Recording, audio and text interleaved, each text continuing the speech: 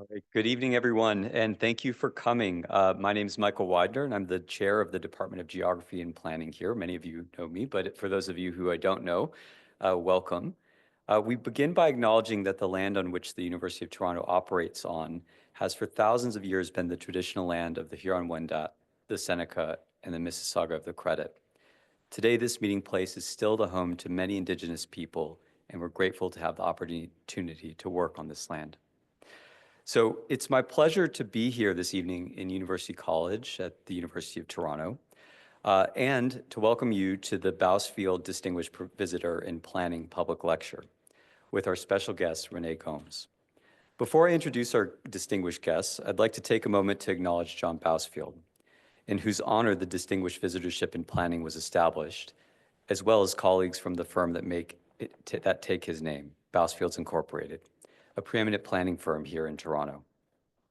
Additionally, I'd like to take this opportunity to acknowledge former instructor in our program, Mitch Goldhar, whose generosity, together with the Glen Corporation, Greywood Developments, the Estate of James Stewart, and the U of T Connaught Fund made this visitorship and this evening's lecture and reception possible. Today, we're honored to have Renée Gomes, a double alum of U of T, including an MSCPL from our own department, as our distinguished speaker. Renée is a registered professional planner with over 20 years of city building experience, including leadership positions in both the public and private sectors. Her career is marked by significant contributions to urban regeneration and community development. Renée has made an impact as a planner both here in Canada and abroad. In Toronto, she played a pivotal role in establishing inclusive mixed-use communities in the West Don Lands and East Bayfront districts. Her efforts have been instrumental in securing private sector investment and advancing master plan implementation across Toronto's waterfront. And I think there's some exciting developments in that area as well, which Renée may share herself later. Her commitment to city building extends beyond her professional work. She's served as a board of director of Evergreen, a national nonprofit, and as the chair of mission advancement for the ULI's Toronto District Council. Renée has also been a lecturer in the University of Toronto's program in planning for over a decade, sharing her knowledge and experience with the next generation of urban planners. Her dedication to our program is deeply appreciated. Today, Renée will be sharing her insights on Toronto's housing crisis, reflecting on the uncomfortable truths, unintended consequences, and areas of opportunity to be addressed by the planning and development community. She'll draw on lessons that she's learned from her experiences in both the public and private sectors, and we'll also ask how we can rise to the challenge of sustaining Toronto as a livable city in, and I think this is kind of an understatement for this moment, an uncertain future. We're incredibly fortunate to have her here with us, and I'm confident that her lecture will be both enlightening and inspiring. So please join me in welcoming Renée.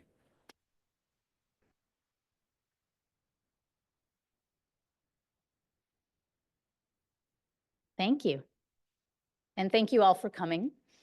As Michael mentioned, I'm a double graduate here from U of T. I graduated from this program in 2004, and I've had the good fortune of having a career involving over 20 years of work in both the public and private sectors, and significant involvement with nonprofit organizations as well. I titled this session after the condo boom, to be honest, in part because it's provocative, and I thought it might make you show up. But also, I think it's perhaps the most distinctive characteristic of what the last 20 years of city building have been, especially in this city. And the phenomenon of condo building is so integrally linked to our biggest planning challenges today. Because I've worked in both the public and private sectors, I feel like I have a somewhat unique position in my ability to discuss these issues, given that my career has involved not only navigating the world of planning policy and municipal approvals, but also working more specifically to advance development and doing these things both within a public agency as well as the private sector. As Michael mentioned, I've spent time as a planning consultant. I spent 6 years working with Waterfront Toronto, which is a public agency. And most recently, I've spent about 9 years in the private sector development industry. And as he hinted, I'm not doing that anymore. Friday was my last day of employment with Diamond Corp, which is a very community-focused Toronto-based real estate developer. And as of Wednesday, I'll be joining Waterfront Toronto again. So I can honestly say that any views I share today don't express that of my employer, because today I don't have one. And in 2 days I will. But I'd also like to say that I'm expressing these comments within the context of this visitorship, which has given me an opportunity to do a lot of reflection and thinking as I put together this presentation, and to try to advance a balanced and hopefully useful discussion on some of our city's biggest challenges, building on the experience that I've established over the course of my career, and not as an obligation to any employer or to a particular project. So for that, I'm grateful, and I'm thankful to all of you for coming tonight.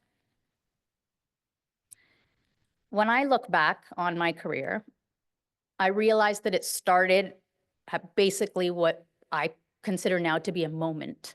For many of my contemporaries and industry professionals who started after us, that context of this moment of condo boom is basically all that we know. So I'm going to give a brief outline of what were the characteristics of that period before I then talk about what comes next.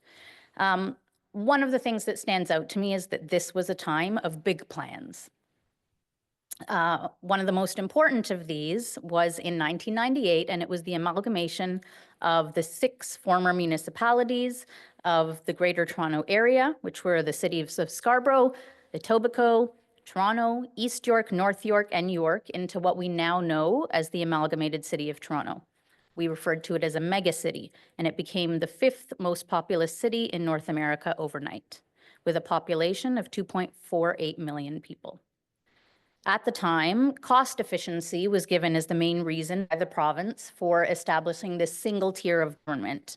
The idea would be that it would reduce the inefficiencies that you get with 2 tiers of government, and that fiscal responsibility would be downloaded for things like social welfare, housing, certain highways to the City of Toronto, and transit subsidies would be eliminated at the same time under the principle that was at the time called local services realignment. The idea being that if service responsibility was transferred to municipal government, that government would also have the authority to generate the revenue needed to maintain that level of service in the long term. As many of the professionals here at U of T have documented, particularly Enid Slack and her colleagues at the Institute for Municipal Finance and Governance have pointed out, that never really happened. This are a couple of graphics from a 2002 report for Parliament that starts to highlight some of the issues that we were facing in this moment. This report indicates that despite the fact that there was a 2001 economic slowdown across Canada, CMHC reported that in January 2002, the country experienced its highest seasonally adjusted housing starts in almost 12 years. Some of this was attributed to strong economic conditions from 1998 to 2000, which saw job creation, increases in household disposable income, and the lowest mortgage rates in 40 years. But by November 2001, average rental vacancy in Canada's metropolitan centres was its lowest ever, with Toronto's vacancy rate even less than 1%. This report attributed Canada's rental housing shortage to a range of factors, including declining construction in the purpose-built rental industry, quite frankly, because of low profitability, a significant reduction in social housing construction by all 3 levels of government, an increase in the number of households as a result of immigration and economic growth in the preceding 2 years.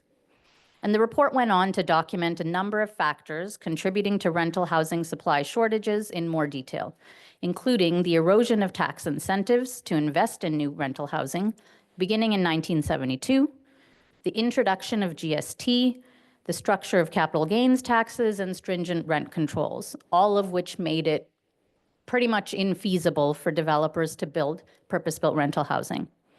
If you lived in Toronto in the early aughts, you would have been experiencing this as well as the early years of the condo boom.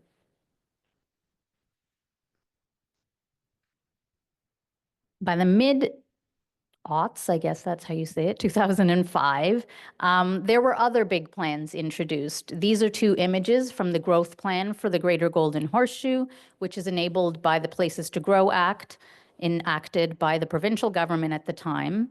This was a response to the growth pressure that the Greater Golden Horseshoe region, which is Toronto and the surrounding region, as you can see in the graphic on the right, was facing at the time, and a recognition that we needed a coordinated strategy for this area that is otherwise so integrally linked in terms of the movement of people, goods, food, and an overall economy.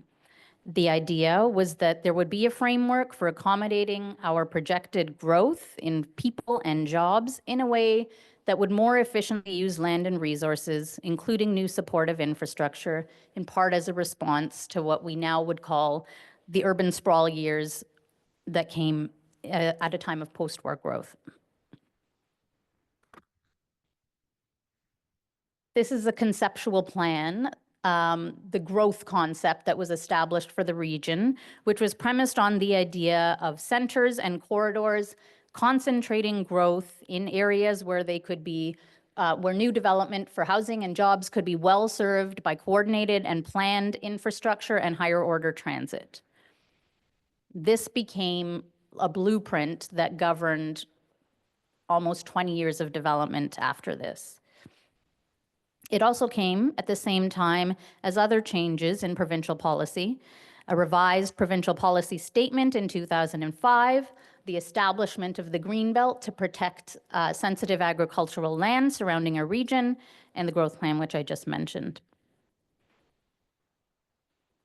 We also got a new official plan for our amalgamated city of Toronto, which was adopted in 2002, and it was the culmination of a Herculean task of establishing a coordinated vision for how our 6 former municipalities would grow together. Big plan thinking was also reflected in the establishment of new agencies, each tasked with the establishment and implementation of visionary plans for large areas. The Toronto Waterfront Revitalization Corporation, now Waterfront Toronto, was established through an act of provincial legislation in 2002, but it was an initiative of all 3 levels of government to implement the recommendations of a task force report from the year 2000, which recommended investment in our waterfront for the purposes of economic development and sustainable growth, regardless of whether Toronto won what it was then pursuing as an Olympic bid at the time. The Greater Toronto Transit Authority, now known as Metrolinx, was created by the provincial government in 2006 with the objective of providing coordinated planning, financing, and development of an integrated multimodal transit network across the region in a manner that conformed to the vision and the objectives and policies of the growth plan.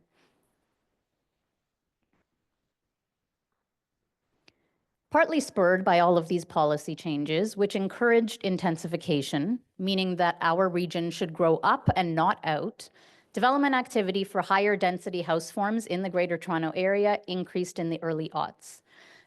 These are some images from a 2009 report by TD Economics, which was released when the city was experiencing the effects of the financial crisis, and there was concern that the condo boom was a bubble on the verge of bursting.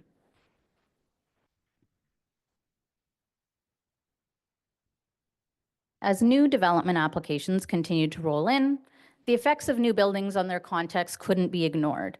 A lot of community interest was sparked in the form and scale of new development. People asking questions like how tall, how many stories, what are the shadow impacts, and having an interest in all sorts of other elements of built form and design. And so likewise, a lot of how we practiced as planners at the time was focused on the regulation of design and built form beyond what municipalities technically had the ability to control through the legislative framework. And what's up on the screen here are examples of the various urban design guidelines that were introduced at the time and have evolved over the years for things like mid-rise buildings and tall buildings and towers. We also started introducing guidelines for sustainability and the efficient use of resources.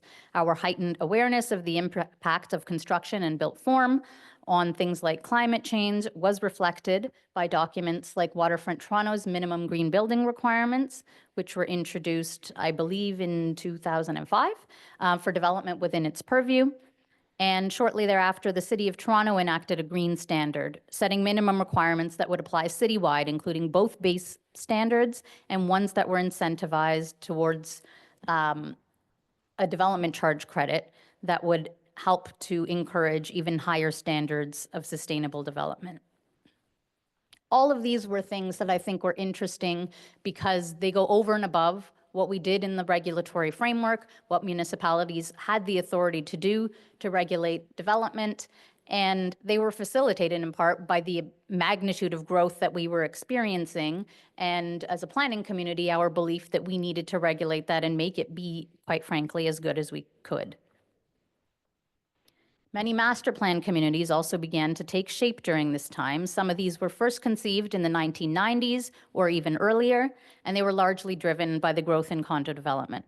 A lot of these, including Concord 8X's City Place, which is shown here, Regent Park's master plan revitalization, and Waterfront Toronto's development in the West Don Lands and East Bayfront, were multi-phase projects that are still being built out today.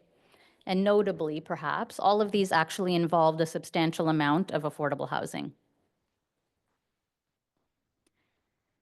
At this time, demand for condo development, and I'm talking about the period from 2000 till around 2020, it seemed insatiable.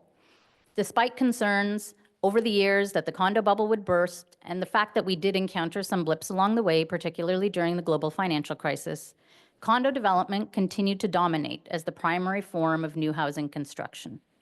Between the years of 2002 and 2018, the City of Toronto reported 186,100 condos registered.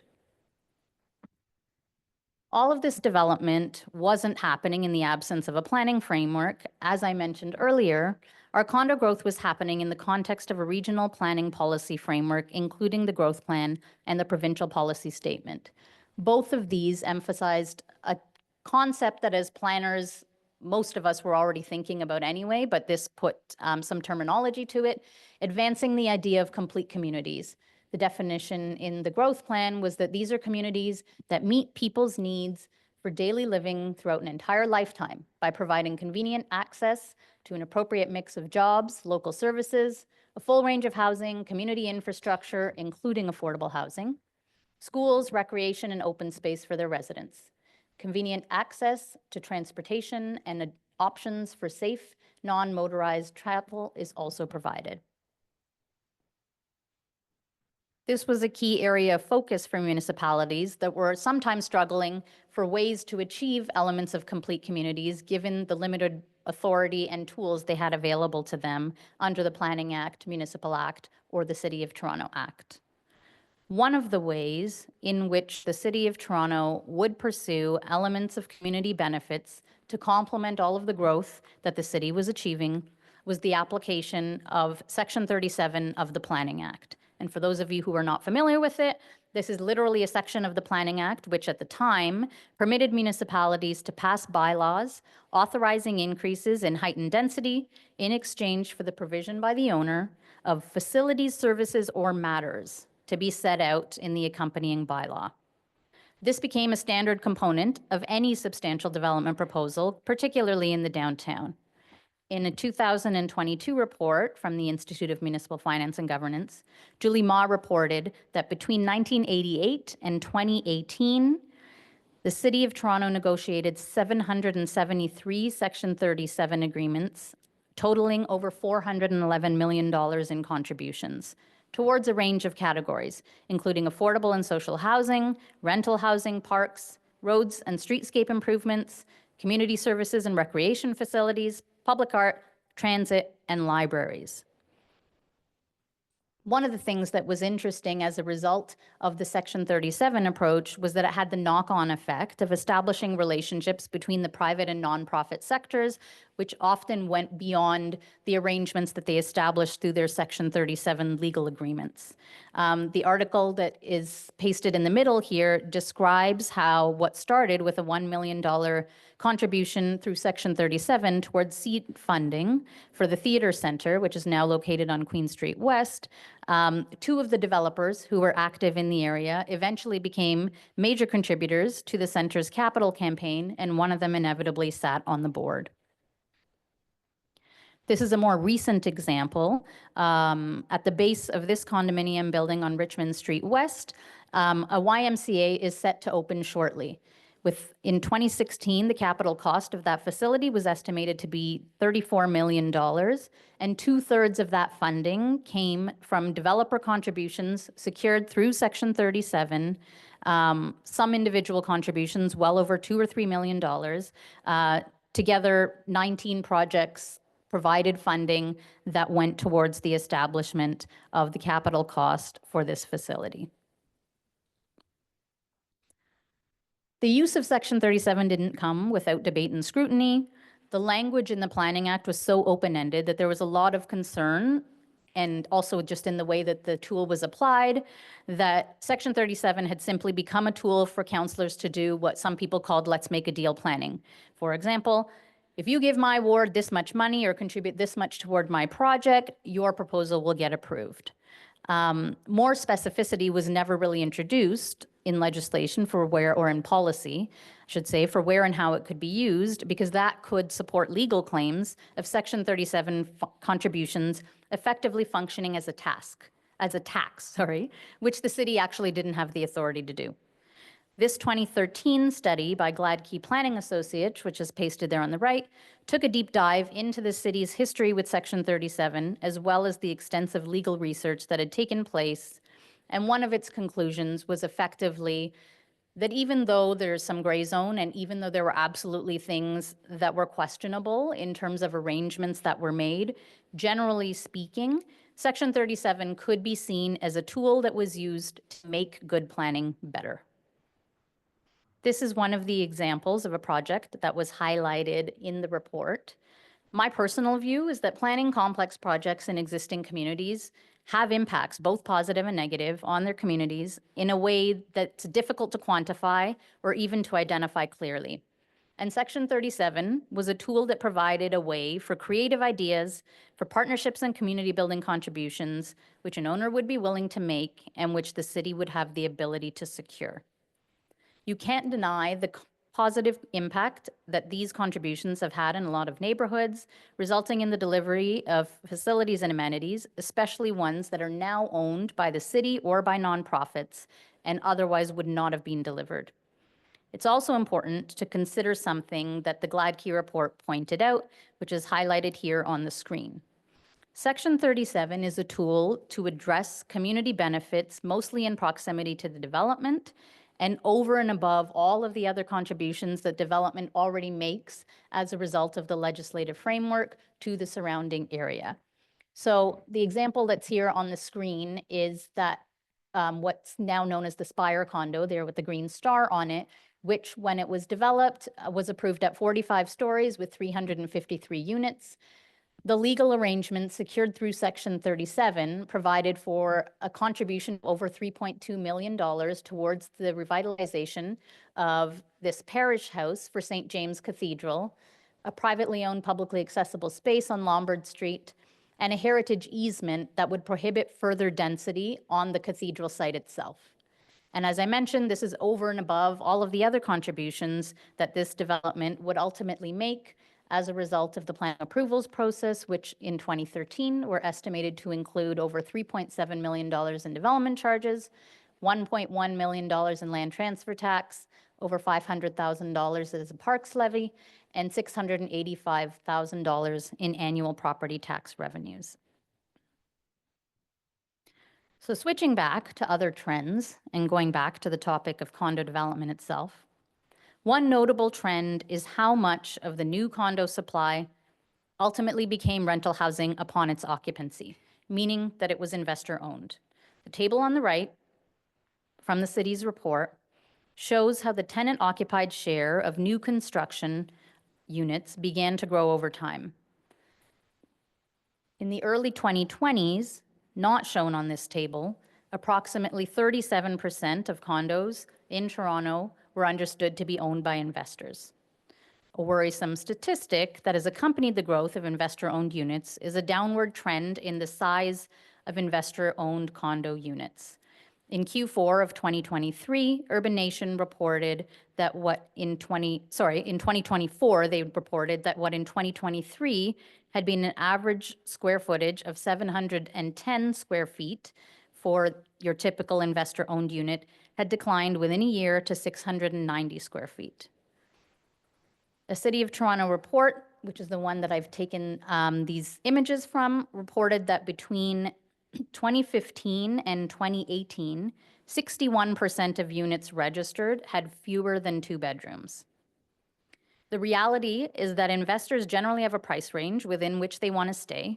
So as construction costs and other factors have driven up pricing on a per square foot basis, units have shrunken as a result. In reality, this is just a response to what the rental market looks like. It's also responding to the fact that we experienced significant migration between July 1st, 2023 and July 1st of 2024, when Statistics Canada noted that the population of the census metropolitan area increased by 270,000 people, many of whom were non-permanent residents and likely to need rental housing. Financing costs contributed at the time to such high monthly costs that in 2024, it was generally understood that investors had a $1,000 monthly shortfall, and over 80% of investor units were cash flow negative. A lot of the units that remained on the market, which were designed for this investor context, were also not desirable for end users because they had been delivered as this smaller type of product.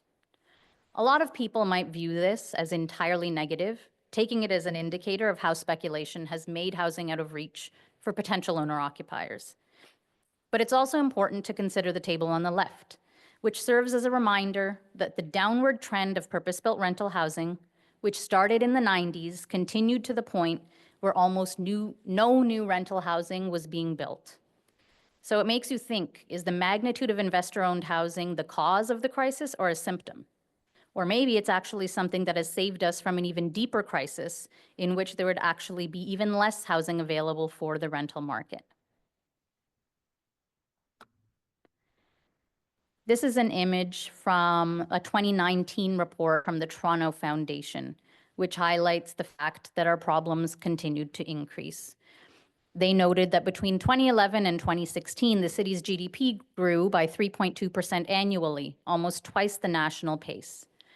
The unemployment rate had hit a low not seen since 1990, declining from 10.4% in September of 2014 to 6.1% by June of 2019. But at the same time, in the 5-year period, there was a 69% increase in sheltered homeless people.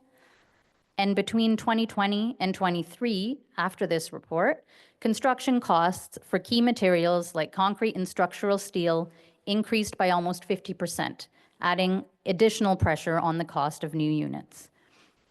In the early 2020s, likely as a result of the COVID pandemic, we also began to experience labor shortages. There was a 20,000 person unfilled construction job estimate in 2022.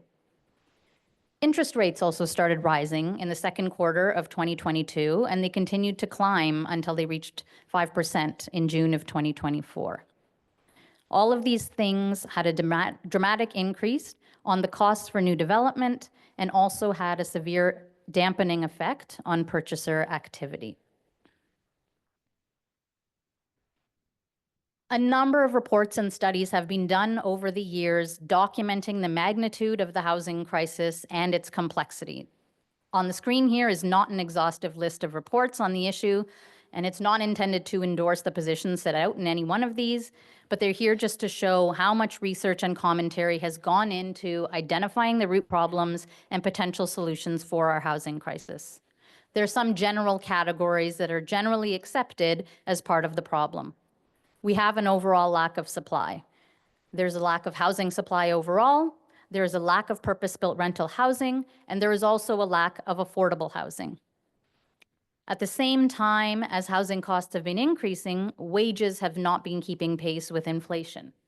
There's been concern about the impacts of speculation on the overall housing market. Construction costs, financing costs, and other costs have increased. Approvals timelines extended and were said to be the cause of lengthy and costly approvals. And the compound effects of decades of underinvestment from upper levels of government, documented going back to the 1970s, was still being experienced. In recent years, each level of government has established its own action plan and taken various steps to try to address the housing crisis. Each of them have also established housing targets to be achieved by 2030 or 2031. One of the interesting things is that the targets established for Canada and the province of Ontario seem less informed by demographics and population growth projections and more on the idea that if we just keep building to the number of homes, the supply effect alone will bring housing affordability back to what it would have been in previous years. The target that has been set by the provincial government that is most often cited is 1.5 million new homes by 2031. The province has asked individual municipalities to sign housing charters and to commit to additional targets. The City of Toronto committed to a target of 285,000 new units in the same time frame.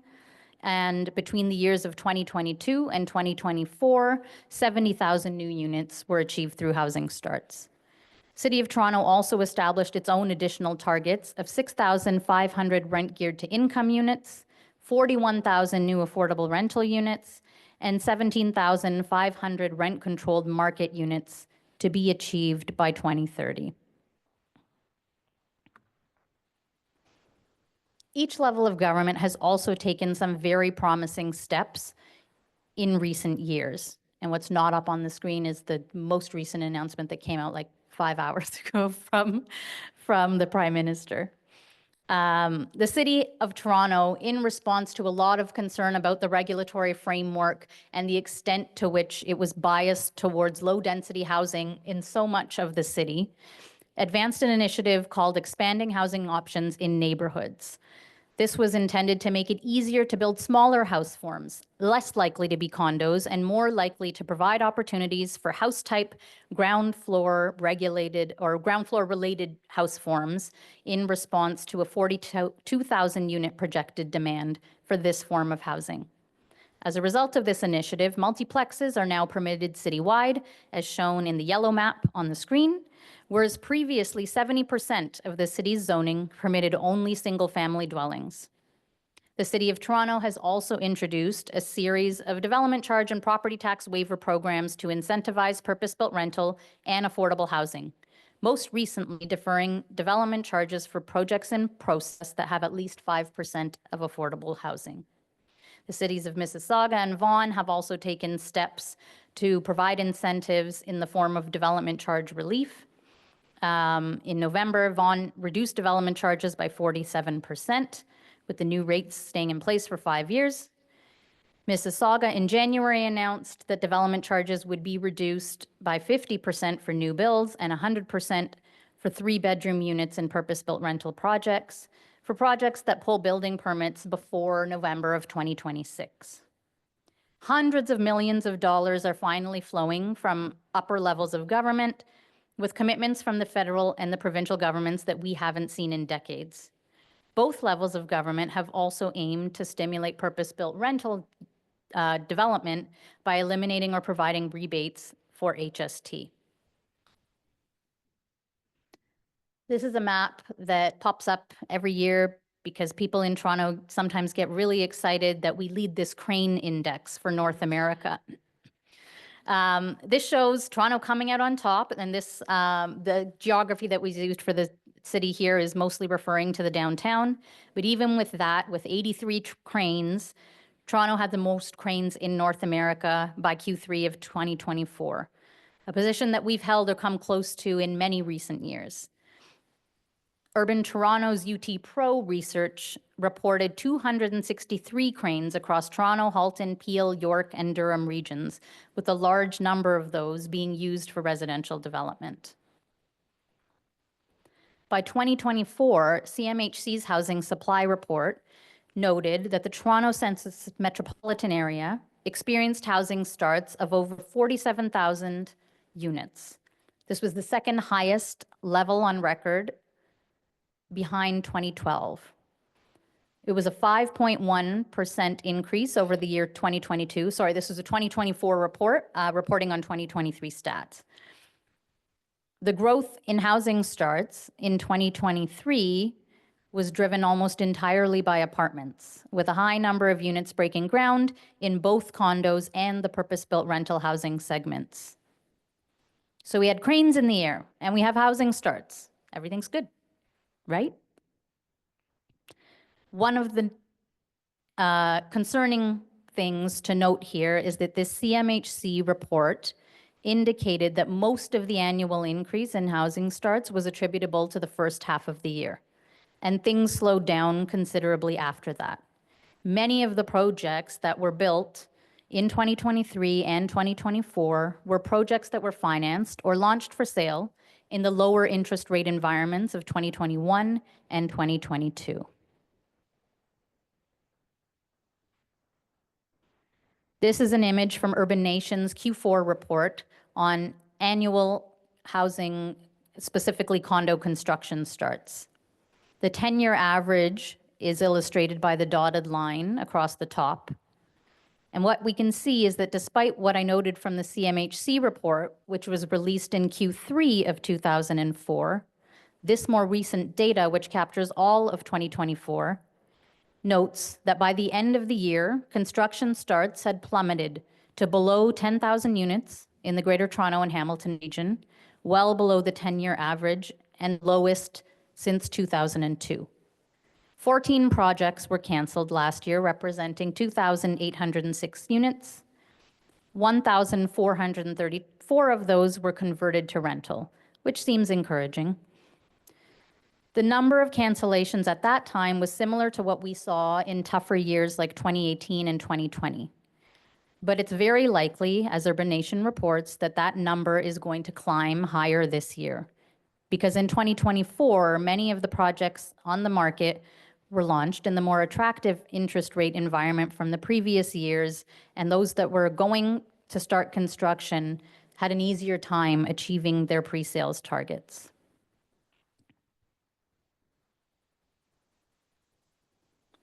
This is a Toronto Star article that references a recent Altus report, which indicates that in February of this year, the benchmark price for a new condo apartment in the Toronto area sat at just over $1.02 million. This would still require a household to put aside more than $200,000 before their monthly mortgage payments. At the same time, almost 17,000 new and pre-construction condos were unsold in February. 152 of them found buyers. Only 56 of these were in the city of Toronto. This is compared to 3,192 condos that were sold in the peak of the market in February of 2022. So it's perhaps not surprising that Urban Nation has reported for 2024, by the conclusion of the year, that new construction sales were the lowest since 1993. Unsold units were at 24,277 units by the end of 2024, which was 50% above the 10-year average. And the problem was that prices were still sticky. Average cost per square foot for a new condo unit was represented at $1,338 per square foot by the end of Q4. Now, it's absolutely true. It's absolutely true that some of this decline in condo development will be offset by increases in purpose-built rental development, because we are starting to experience some increase in that area given the number of incentives provided by all three levels of government. But the growth pressure that we're facing is so significant, and the decline in condo development is so large that we are absolutely going to face severe shortages beyond what we've experienced to date. I want to take a moment to reflect on some of the insight that I gained while working in the private sector development industry. Planners often think that the key to understanding the motivation of the development industry is learning how to build or read a development pro forma. I certainly did before I started having more exposure to developers and all of the things that they have to consider in order to bring a project to market. A development pro forma is useful, it's important, but it's also only as good as the assumptions that you put into it. And at the end of the day, it's going to spit out a number about certain types of metrics and whether or not those meet the needs of the developer or the investor who's going to be delivering a particular project. One of the things that I find that in the planning industry we never talk about, and probably people don't understand, is the impact of financing considerations and lender requirements on what and how we build. Some of you may not be familiar with the 70% pre-sale test. It's effectively a very commonly held standard by lenders for construction financing that before you can receive that construction financing for a new condo or apartment, or in this case, condo, 70% of your units, or roughly 70% of your gross floor area, has to be sold. This is a lender requirement. It's obviously a risk management measure. It's not something that developers choose for themselves. And it's also not necessarily the same across provinces and in different markets. So it is maybe something that should be open for discussion. But I find that when we talk about these issues as planners, lenders are rarely even mentioned when we discuss planning problems and solutions. And given the risk that construction cost increases and other uncertainties provide over time, developers have to aim to hit that pre-sale target as soon as they can to lock in tenders and construction costs and secure their construction financing as soon as possible. Because the longer it takes to hit those pre-sales, the greater the risk is that costs will go up, and then prices for remaining inventory are going to have to be upward adjusted in order to fill that gap. When demand is high and things move quickly, this really isn't an issue. But as you can see on the right, the number of projects that are likely to hit their pre-sale targets in any reasonable time is seriously declining.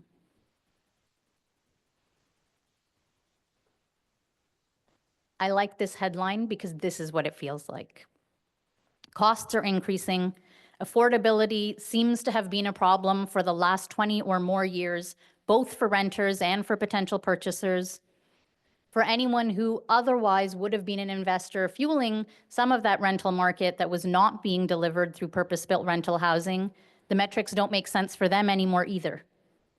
Sales are down, and we're not likely able to produce more supply and hit all of those provincial, municipal, and federal housing targets as a result. So what now? I've discussed a lot about the condo boom, and I've highlighted the magnitude of what I think is the bust. So I'm just going to talk a little bit about what I think we can expect to see as planners and development community going forward. One of them is that we just have to get used to the fact that over the next few years, we're going to see far less development, especially condos.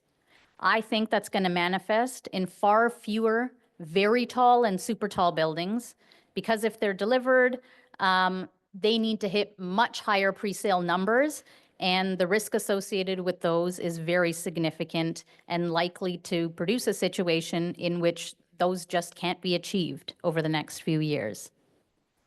When investor activity does return, I don't think it's going to be with the same intensity as we saw in its peak, which means we're going to have many more projects starting construction and perhaps even being completed without selling out, which is somewhat of an anomaly compared to what we saw in recent years.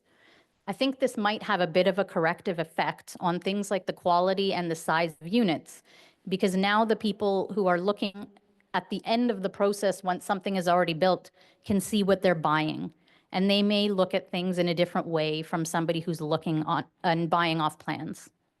This could have the effect of encouraging more livable units in terms of their size and configuration so that they'll appeal not only to investors or to true speculators, but also to end users and more discerning investors.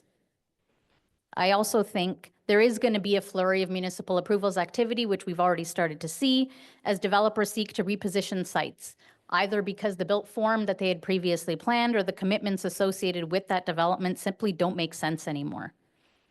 But if sales really continue to plummet, a lot of that activity is going to decline too. One of the other things that I predict is a lot more activity and heavy lifting having to be done on publicly owned lands.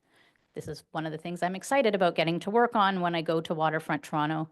Lands owned and controlled by the City of Toronto through Create Toronto, Waterfront Toronto, Infrastructure Ontario, and the Canada Lands Corporation are going to have to be working double duty as we try to achieve public objectives that sometimes don't pencil out in a context in which we're doing all of that without strong investor and overall market activity to offset some of the public policy objectives that we're trying to achieve.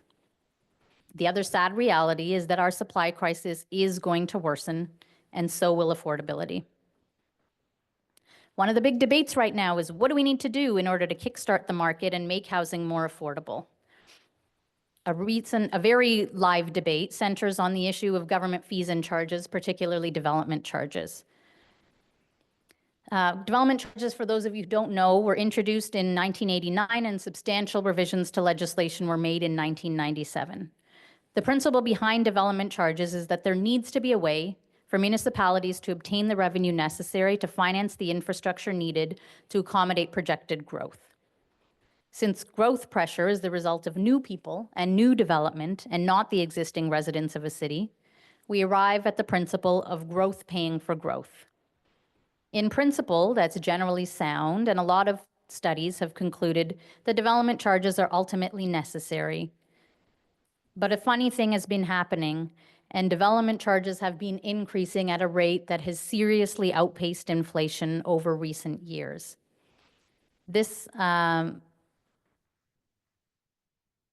The article on the left included these two tables that highlight how municipal fees rose 238% from 2014 to 2024. And as a result of all of those increases, that's the equivalent of about $81,000 for a 500 square foot condo. A condo that would have been $336,000 in 2014 would now be $675,000. That's of course not entirely attributable to municipal fees and charges, but those make up a large portion of the increase.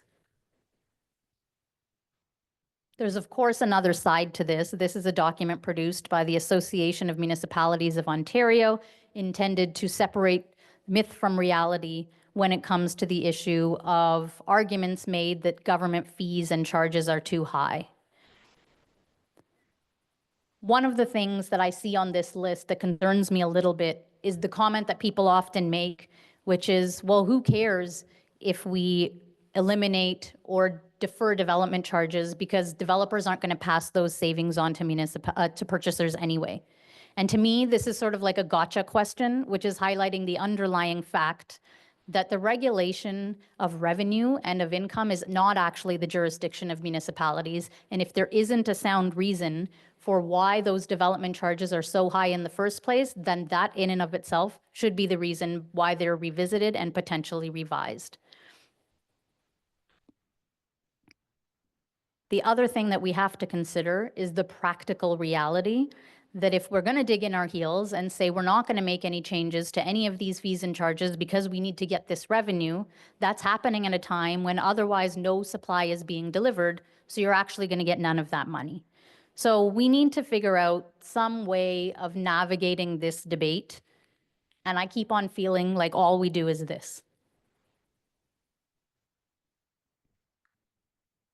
This is a report that came out last month and so far seems to have flown under the radar. Instead of recommending something radical and inflammatory, like eliminating development charges altogether, this report by Kelleher Planning and Economic Consulting makes a range of rational and evidence-based recommendations for how the function of the Development Charges Act could be improved to improve clarity, establish a fairer and more transparent and reasonable approach for calculating and imposing development charges. One of the things that the report highlights is how the methodology of calculation results in the inflation of projected costs and service needs beyond what they actually are. This table is one that shows how the quantum of land and buildings for certain soft services didn't actually change substantially over 10 years, but the value assigned to land because theoretical increases in land value, which were not actually realized to have to provide these services, were included in the way that costs were calculated. So the third column shows the example of where the city only added 2% in the case of fire service to its inventory of land. They were increased by less than 1 hectare, from 56.29 hectares to 57.25 hectares over the 10-year study period of 2013 to 2022. But the value of the inventory of land assets increased by 408% in the way that the calculations were done, because average land values were applied in the development charge study, changing from a valuation of $5.4 million in 2013 per hectare to $26.9 million per hectare in 2022. All sorts of other recommendations like this are set out in the report, and this is the type of conversation that I think we need to be having instead of pointing fingers and arriving at conclusions that really there is no meeting ground on. One of the other things that I think we have to acknowledge, despite what a lot of people would like to tell us, is that the issue that we're facing now is not just as simple as red tape.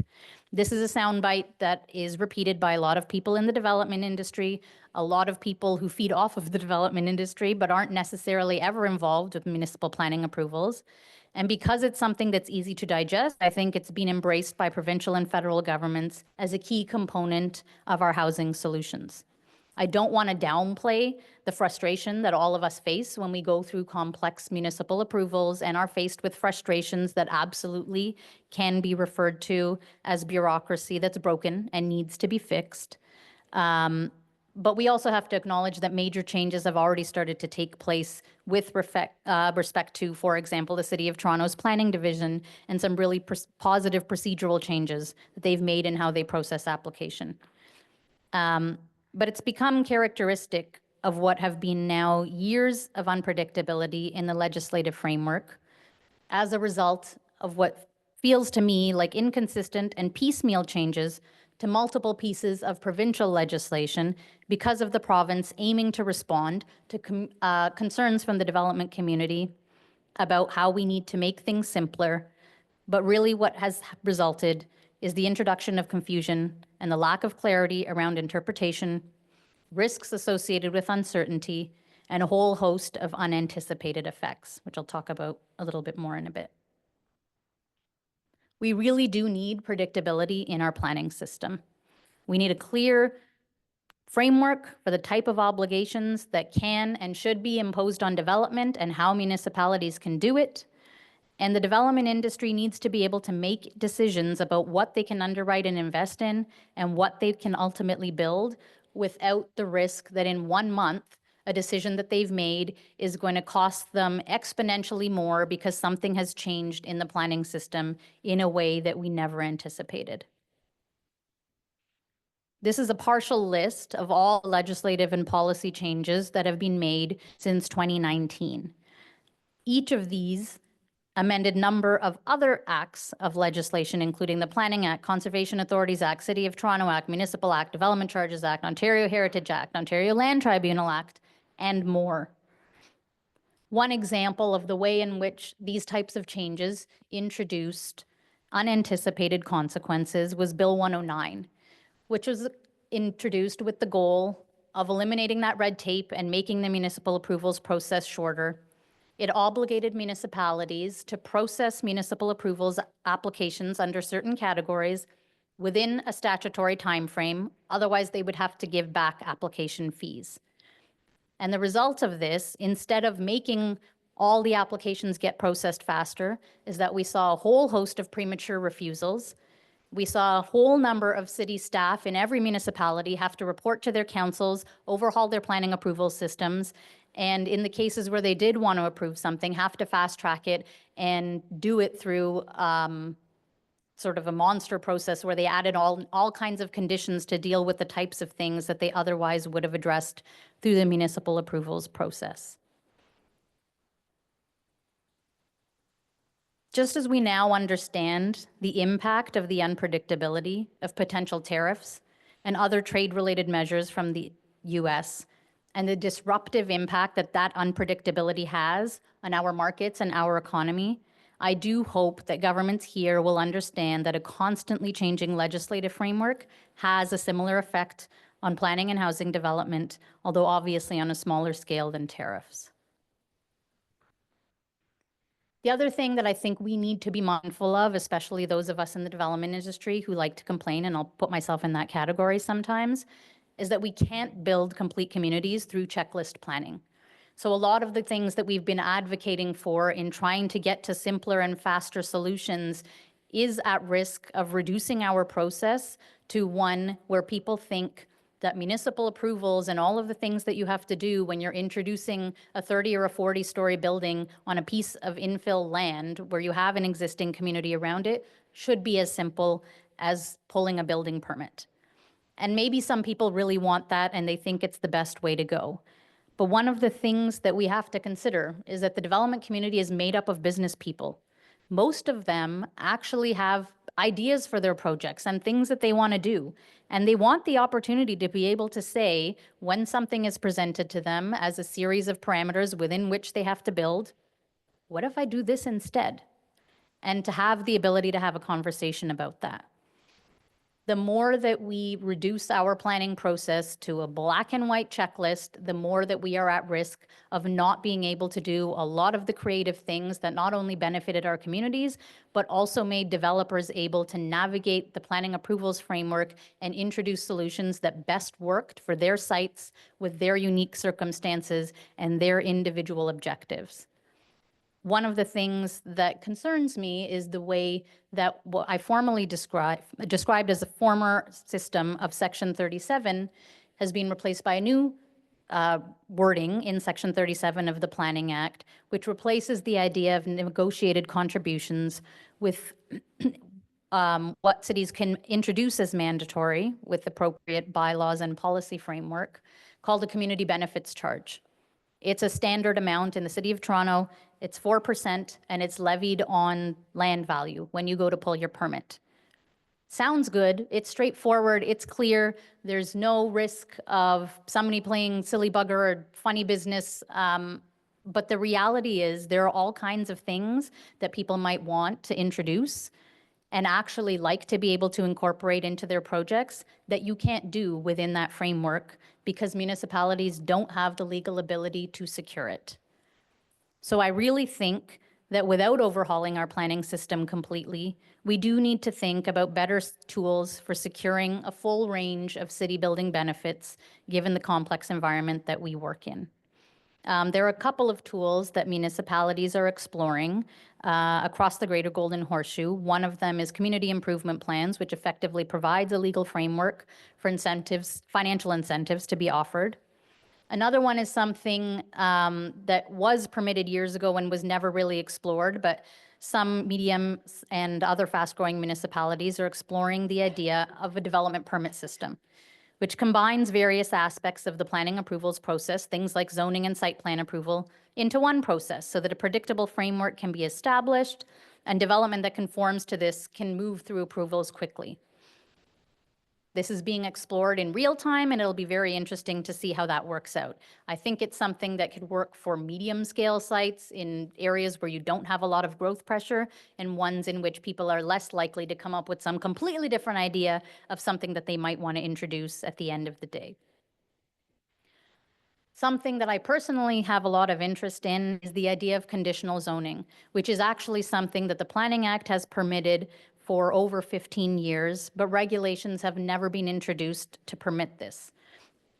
Conditional zoning would effectively allow municipalities to pass zoning with an if-then provision.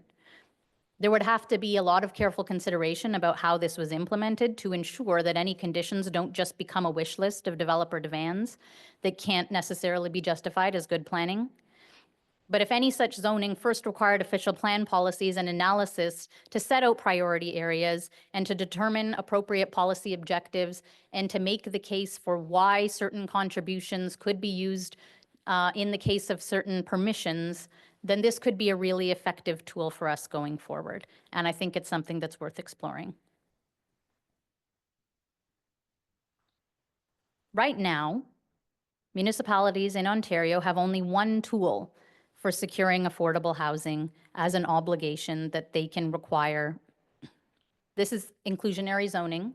For those of you who are not familiar with it, it effectively allows municipalities to secure a certain amount of housing in new development and have it set aside as affordable housing. It's based on a set definition, which in Toronto is based on the concept that a person with an average income should have to pay no more than 30% of their gross income towards housing. There are a lot of unresolved issues with this concept. One of the biggest concerns in my mind is the reality of ongoing maintenance costs and fairness over time, particularly when these units are introduced into condos. As soon as a condominium is registered, the developer is not responsible for its ownership and maintenance. That falls to a condo corporation. And in 15 or 20 years, when you have completely different people from those who may have bought into the original building, and they're finding out that they may have to subsidize other units in the building, which will then be a vulnerable minority, I foresee a lot of issues in how this could realistically provide for secure affordability over the long term in a sustainable way. This is also because if it's introduced in small numbers across a whole bunch of buildings, we don't yet have, or at least I don't see evidence of either a nonprofit or other agency framework that has the ability to own and manage or oversee and ensure compliance for all of these tiny handfuls of units across the city in a way that is realistic and sustainable. But in a way, it doesn't matter what I think about any of that because it's been over 2 years since the City of Toronto introduced its framework for inclusionary zoning by delineating the protected major transit station areas that it is required to delineate in order to be able to introduce inclusionary zoning in that area. And the province still has not yet approved what the city has put forward.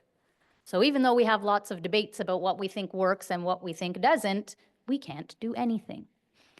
One of the concerns that I have when I look at this map, which at the time when the City of Toronto introduced its bylaw for inclusionary zoning, is that it delineated 3 different market areas and established different obligations towards affordable housing based on the strength of the market in each of those. Given how much the market has changed in those few years, I really wonder if this analysis were to be repeated today, what it would yield in terms of what's actually feasible to introduce for any new development that comes forward. In recent years, the province consolidated what was previously known as the Growth Plan for the Greater Golden Horseshoe with the Provincial Policy Statement into a new policy document called the Provincial Planning Statement. And in that document, it set out a list of large and fast-growing municipalities, which to me provides an opportunity to select key areas of growth or areas facing growth pressure in our province and perhaps give them additional tools to think about things like conditional zoning or other things that would allow for them to have a little bit more flexibility in working with the development industry and coming up with creative solutions for how we can achieve the types of things that we might like to deliver in our city going forward, affordable housing being only one. This is a really recent example of one of the later projects that was approved using the Section 37 framework and has just come to fruition in recent years. The building on the left is a 48-story condo at 61 Charles Street East. The Section 37 package that was approved when this development was approved by Toronto City Council included the obligation for the developer to purchase a site off-site at a completely different location from this building, make arrangements to renovate and transfer the building that existed on the site to the city. The city then did a request for proposals and entered into a 50-year lease with the Native Men's Residence to provide Indigenous rental housing and support services. Something like this, even if we were to think about it as an in-kind contribution, probably could never be achieved using the CBC framework. One of the other things that we have to get real about going forward is that the culture that most of us know, where we think that we could go for Section 37 benefits for every single thing that is approved, and if we're not going after Section 37, then we should impose something else, is that during a housing shortage, development in and of itself is sometimes going to be the benefit. And we have to consider that not each and every circumstance is one in which residential development is going to be sufficiently feasible to support the delivery of a whole bunch of other things that municipalities might like to achieve. We have to start thinking about creative ways in which we can incentivize what we want. Upper tiers of government have already been coming forward, and the City of Toronto as well, with a range of financial incentives to address the situation that we have at hand. It's also important to start thinking about non-financial incentives. These can be process improvements, arrangements in which the city provides information on its website so that anyone who may have to develop affordable housing knows exactly what types of agreements that they have to enter into, not only from a municipal approvals perspective, but also from a real estate and partnership perspective as we move forward, and as we hope that there'll be greater partnerships between the nonprofit and the private sector to deliver what we'd like to see going forward. The other thing that I want to flag is I think we need a major culture shift. In the period that I've been practicing planning, I feel like the relationship and trust between the public and private sectors has been eroded significantly. One of the ways in which I think we can improve that is to start meeting in person. That doesn't mean that we have to go to work every single day, 9 to 5, but we have to acknowledge that as planners, our practice is rooted in place. And when we do everything together only over a screen, especially when we're dealing with planning applications, the types of things that in the past, I can genuinely say that I worked very collaboratively with city staff on, it is much harder to do that in a virtual environment. And it's particularly important in the field of planning.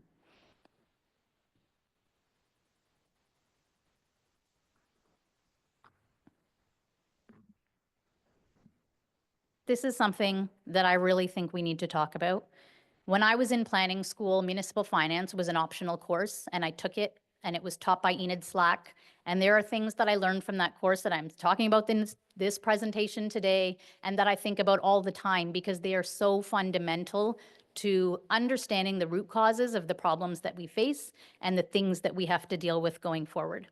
So for my cohort, whereas most of the things that we were preoccupied with in planning school and in our early years of practice were regulating built form, thinking about design excellence, and advancing sustainability, all of those things are important, but the crisis that we have now requires practitioners who have the knowledge and the understanding to be thinking about cities as total systems and to understand where and how we pay for things and what municipalities can and can't do, and how to have appropriate conversations about that so we're not just fighting over sound bites and responding with Band-Aid solutions to the things that arise at the last minute.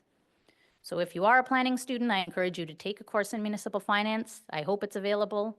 And I hope as the planners of tomorrow, you become practitioners who can navigate and lead in a landscape in which the planning and regulation of real estate development is not the primary topic of conversation. It's part of a bigger discussion and professional narrative about how we can build and sustain every element of housing and infrastructure in our cities. The next thing is not my idea. It's not even a new idea. This is something that municipal finance practitioners have been talking about since amalgamation, which is that we need a new deal. There is already the start of a new deal. Announcements have been made about precedent-setting contributions of over $1.2 billion from the province to the city to allow it to better respond to long-term, or at least it's a 3-year deal, operations and maintenance costs that it otherwise had to deal with as a result of past decisions about local services realignment. But there's still a lot of work to be done. And any time that I hear people from IMFG presenting or I read something that they wrote, it's very clear that they've been saying the same thing for years and years and years. And we as, well, not we, I guess our governments haven't been responding. One of the things that is a reality is that the municipal finance context that we work within in Canada is premised on legislation from 1849. So imagine the scale of cities and the types of issues that they were dealing with at that time. And you can understand how inappropriate it is that we are dealing with aging infrastructure, transit sewers, water, recreation facilities within that context. And it's no surprise then that even though municipalities keep producing balanced budgets every year for operating costs because they have to, there's this much bigger issue that's happening in the background, and the housing crisis is only a small piece of that.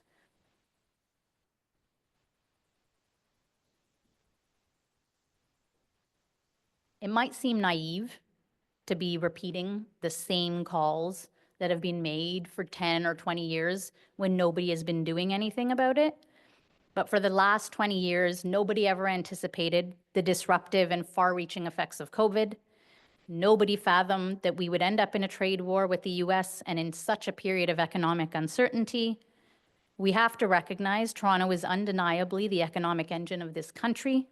And at a time when the uncertainty of our relationship to the US is threatening our entire economy, all 3 levels of government and governments across the country are working together to eliminate many of the large challenges that otherwise seemed unsurmountable for decades. So given how critical municipal infrastructure and housing are to the health and vitality of our city and our nation, I think maybe finally we can recognize that the time is now. Thank you.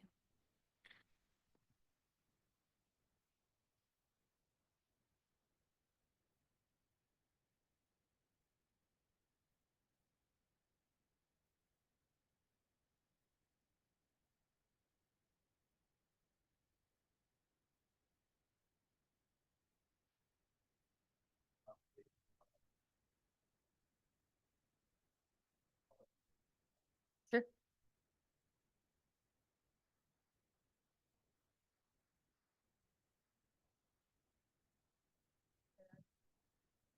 Your domain or what you think about this, but I'm curious what you would think of pre-approved designs, especially for incremental housing. Like often, that's not going to be feasible for a 40-story condo, but given the city's goals to add incremental housing a little bit at a time, I've seen some smaller municipalities and smaller cities facing less growth pressure having just a library of pre-approved designs that developers can just choose from. Do you think that's too limiting in terms of creativity and creative solutions, or do you think it would be helpful in terms of streamlining things? I think it would be totally helpful, particularly in areas where you have a simpler and much more straightforward context with less growth pressure. And if somebody does have an idea to do something else, it doesn't mean that you can't do that. It just means you got to go and ask instead of going with the pre-approved design. Yeah, and I just want to say I am an undergrad planning student, so thank you for the advice about the municipal finance, and hopefully it'll be available when I'm on. Okay, Woo! wonderful. I'm glad. Take glad it, to hear that. everybody.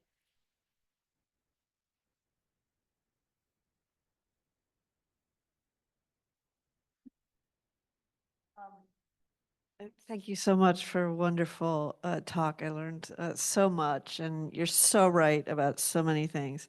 I am very curious to get ideas about development charges and how to start that conversation, because it seems like every cocktail party I'm at, there'll be a developer which will say, be rolling their eyes about development charges, and then the planning side are like, oh, how dare they talk about taking them I away. think you should talk to Daryl Kelleher, who wrote that report, like truly and genuinely. Like when I read the brief, even though he did it for Build, which for those of you who knows the building and land development industry, it was just rational. He started with a working group. He worked with people who actually deal with this subject matter day in and day out, and he himself works with municipalities in and out. And I think it's a positive sign that he didn't just say, this is stupid, chuck it all out. And he got right into the details of how this actually works and how we can retain the integrity of what it's intended to do and have it function a bit better so we don't get all those distortionary effects. Maybe we can have him present with, and have a convening. I don't know him, but I'll just email him and say, hey, I thought your stuff was cool.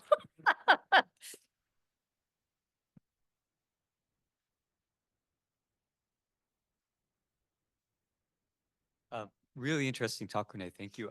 You've alluded to this a bit at the end, but I'm asking you to just completely speculate now.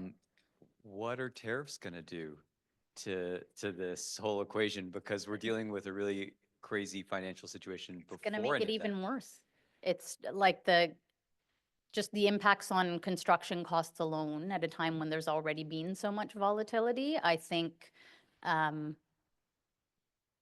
feels like a losing game, but also a call to action. We have to do everything that we can to make sure that we don't have petty fights among ourselves when there are all of these other threats to our systems and to our economy.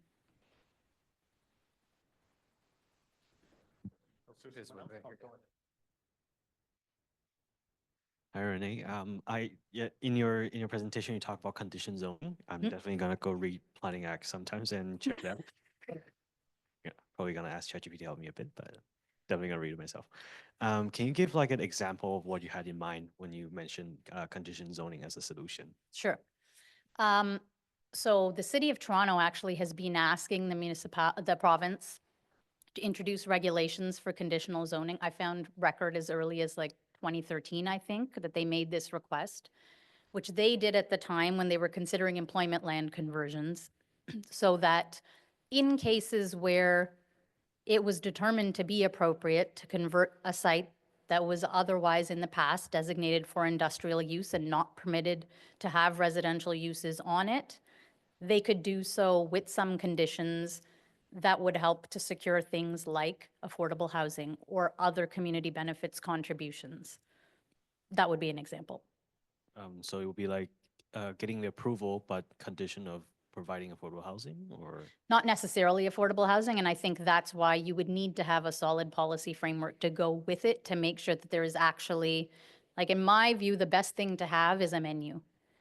And the menu in policy sets out a range of policy objectives, which then on a site-by-site basis, between an applicant and the municipality, you could determine what a site might best be able to achieve. Sometimes that might be nothing for the reasons that I mentioned, but other times there are a lot of things that can work on a particular site given its individual profile. Thank you so much.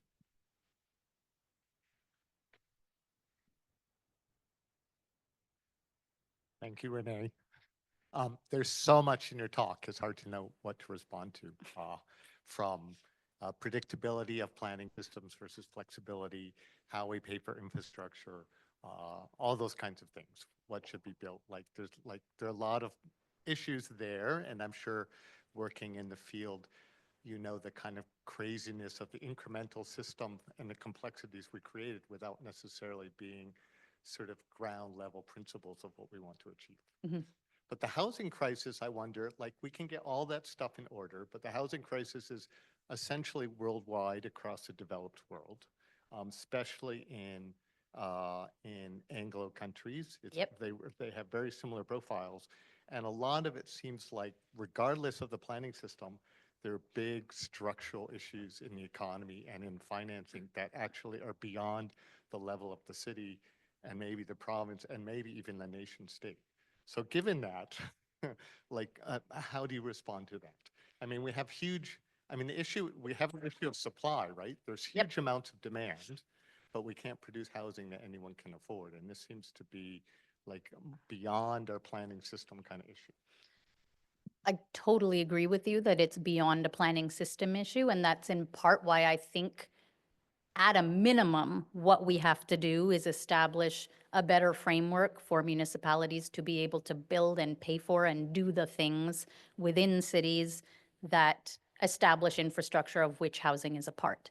I don't think that's going to solve the problem 100% because, to your point, this is a global issue, but it will get us a lot farther down the road, and it will make us less likely to have to keep having the same conversations over and over again every time we enter a market cycle where there's a downturn, and then things that we might have otherwise been able to just look past when the market was good, we have a huge issue on our hands. Thank you. Charlene. Hi, Renee. Just in terms of the follow-up question, what are your thoughts on sort of innovation in the sector? You know, like looking at there's been a lot of focus on sort of factory-built housing and trying to get that scaled up. And where do you know, yes, we've got our planning framework issues, but do you think there could be also, like, from where I sit, I think, you know, there's a lot of opportunity for innovation in the housing sector, given our labor issues, supply issues, and all that sort of stuff. Wondering what your thoughts are on that. Well, I'm not a construction expert, but I definitely think, just to your earlier point, Paul, about tariffs, it's another example of the ways in which the people who do know more about this need to look really closely at the things that could have worked, but we maybe brushed it aside because we came up with some reasons why we can't invest in this or that technology, or why we are going to spend more money to subsidize a foreign company to be in Ontario instead of maybe some made in Ontario or made in Canada technology. I think those are the kinds of things that at a minimum we have to start doing. Quick question. Hi, Renee. Thank you for your presentation. It was very, very informative. And I was thinking about how you could you make a comparison between Toronto and other cities in North America, particularly in the United States. When we look at the housing costs along time, there is a very clear divide between blue states and red states in the United States. And allegedly, a big part of that is due to the fact that blue states tend to over-regulate housing development and housing insurance and so on and so forth. How do you think Toronto would compare, if you look at the trends, how would the trend of Toronto compare against cities in blue and red states? More towards blue, more towards red? In terms of and amount others? of regulation or of outcomes? Both, actually. Both in terms of how intense is regulation in Toronto compared to North American cities, but also the trend in housing costs over the past 15, 20 years. I don't know enough about the trend in costs in comparison to U.S. cities, but I can give you an anecdote about regulation and my experience in the U.S. A few years ago, I went to do due diligence on a site in Denver, which I understand doesn't have anything near the growth pressure that we have today in the city of Toronto. But I went with my team and I did all of my homework and I read all of their guidelines and all of their bylaws and every single thing that would apply to their site. And I prepared the same way that I would if I was going in to have a pre-application meeting in the city of Toronto. I made sure I knew everything that they would require of me and then thought of all the questions of what might possibly pop up. And when we went to the meeting, I said, okay, I've read this, I've reviewed this. Is there anything that you would like us to know if we were to develop this site, of what you might want us to know or might want to see here? And they all looked at each other and they said, huh, nobody's ever asked us that before. And to me, that was really indicative of not necessarily even anything inappropriate about the way that we do things here, but about the fact that our market has been so frothy and development just kept being built no matter what. So we had either the opportunity or the luxury or you could call it bureaucracy, I guess, to layer more and more forms of regulation on what it was that we were going to achieve. But I don't know enough about, the details of American municipalities to be able to say with confidence how I think we compare, especially because the framework in which our cities operate with respect to constitutional powers relative to US ones is so different. Thank you.